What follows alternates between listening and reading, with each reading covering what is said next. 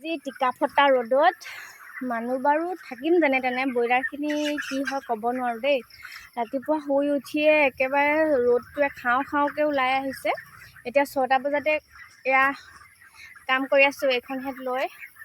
এইখিনি এতিয়া ৰেকিং কৰিব লাগিব, নহ'লেতো গেছ হৈ যাব, গৰমৰ কাৰণেও মৰিব, নহ'লে আকৌ এয়া গেছৰ কাৰণে বেমাৰ চেমাৰ হ'ব পাৰে। সেইকাৰণে আমি ৰাতিপুৱা সদায় আগতে এইখিনি ৰেকিং কৰি লওঁ।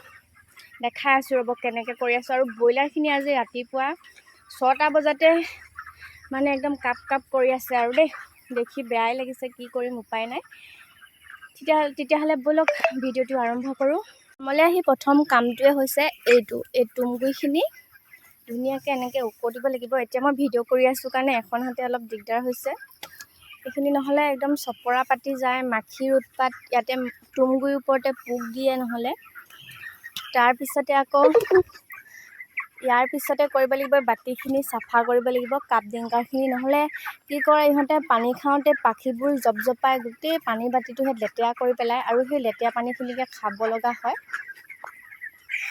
আমি ফাৰ্মখন বনাওঁতে অলপমান ভুল এটা হ'ল। আমাৰ এইফালে যিহেতু বাঘ হাতীৰ উৎপাত, হাতীৰ কথা বাৰু নকওঁৱেই, বাঘ আহিয়ে থাকে যেতিয়া তেতিয়া গঁৰালৰ পৰা গৰু ছাগলীটো লৈয়ে যায়। সেইকাৰণে বেৰবোৰ ছাইডৰ অকণমান ওখ কৰা হ'ল, সেইকাৰণে বতাহজাক বেছি ধুনীয়াকৈ সোমাব নোৱাৰে। কিন্তু হ'লেও আমাৰ ফাৰ্মখন যিহেতু বাঁহৰ তলতে আছে, অকণমান ঠাণ্ডাই হৈ থাকে বেলেগ ফাৰ্মতকৈ। বাকী ফাৰ্মবোৰ ৰ'দৰ তলত থাকে, অকণমান বেছি গৰম হয়, কিন্তু আমাৰ ফাৰ্মখন অকণমান ঠাণ্ডাই হয়।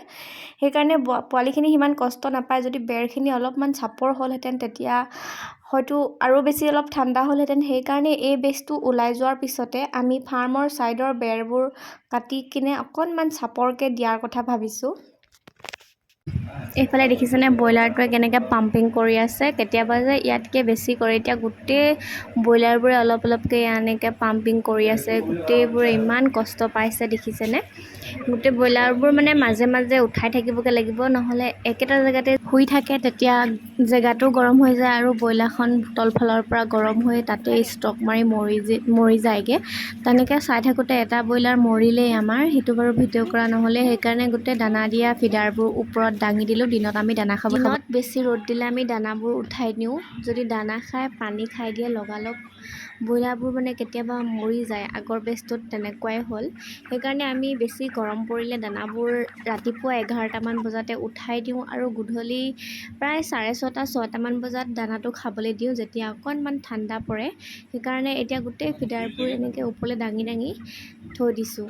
যদি কোনোবা অভিজ্ঞ ব্ৰইলাৰ ফাৰ্মাৰে মোৰ ভিডিঅ'টি চাই আছে, গৰম দিনত কেনেদৰে কি কৰে আপোনালোকে অকণমান জনাব বুলি আশা ৰাখিলোঁ।